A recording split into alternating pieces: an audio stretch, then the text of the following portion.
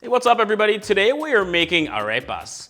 Arepas are a simple, delicious corn cake from South America, particularly Venezuela and Colombia, that is super delicious and very easy to make.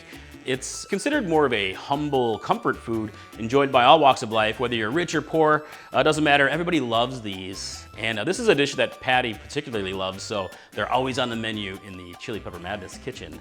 Again, they're very easy to make and only require 3 ingredients, so let me show you how to make it.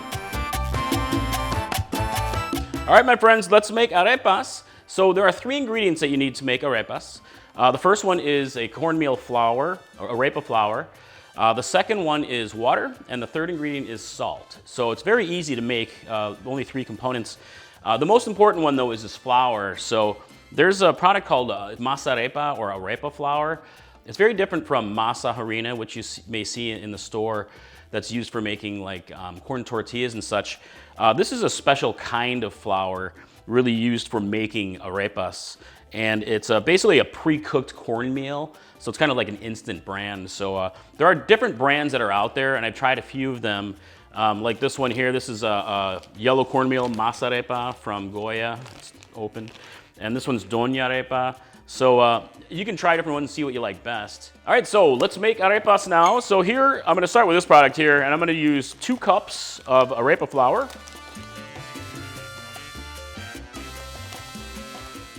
Oh, making a mess. There it is. Shockingly making a mess. All right, I got 2 cups of the arepa flour.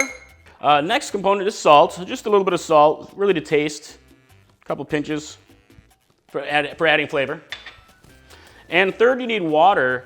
So the amount of water that you need, a lot of it comes down to sort of your experience.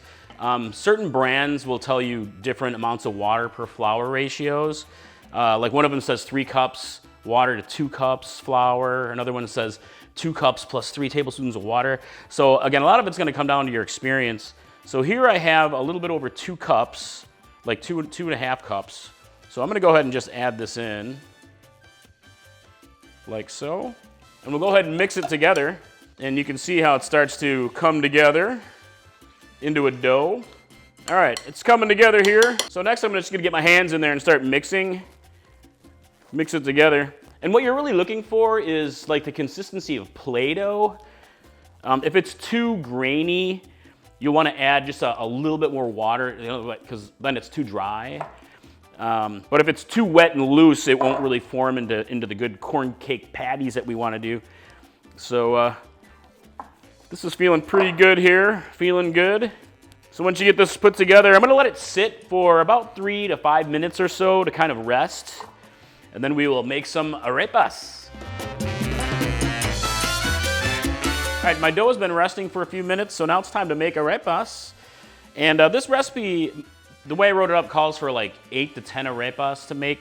But it really depends on how thick you want your arepas to be, because you can make them very thin and smaller, or you make them nice and thick if you want to like stuff them. So for this particular one, let's make a few thin ones first. So I'm gonna take out about maybe a little bit the size of a large golf ball, and you kind of roll it around, and you're just gonna flatten it into a disc, roughly a 1/2 inch thick, maybe a little thinner, like so. And it's about 4 to 5 inches in diameter, pretty roughly. So this one's fairly thin, you can see. And you'll know if it's too dry if like some of the edges start cracking on the outside, but this one feels good. It's like, again, like the consistency of like a Play-Doh. So I'm gonna go ahead and get my pan heated up to a good medium heat, form these, and then we'll cook them up. All right, my pan's getting nice and hot, so I'm gonna add a little bit of oil, or you can use butter, to the pan. You don't need a lot. All right, then I'll add the arepa here.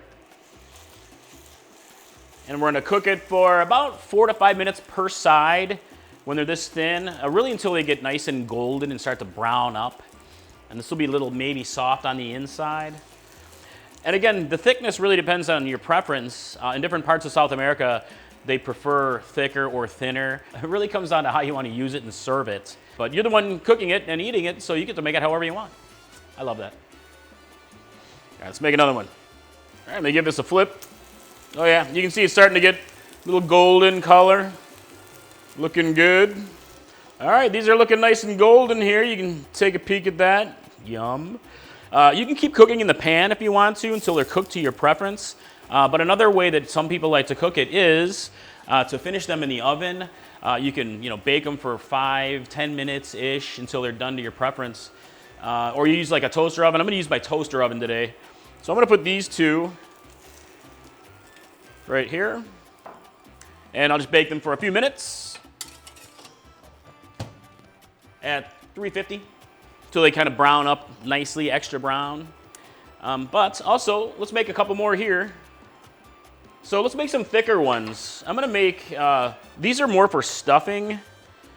So use about the same size, about a little larger than a golf ball size. A little bit of extra moisture, like so. No sides are cracking. Then I'm gonna pop it into the pan here. Do another one.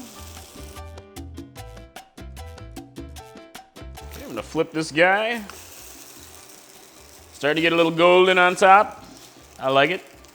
All right, while these are cooking, let's talk a little bit about variations. So this is a real simple arepa batter recipe. It's 3 ingredients, like I said, but you can change things up a little bit.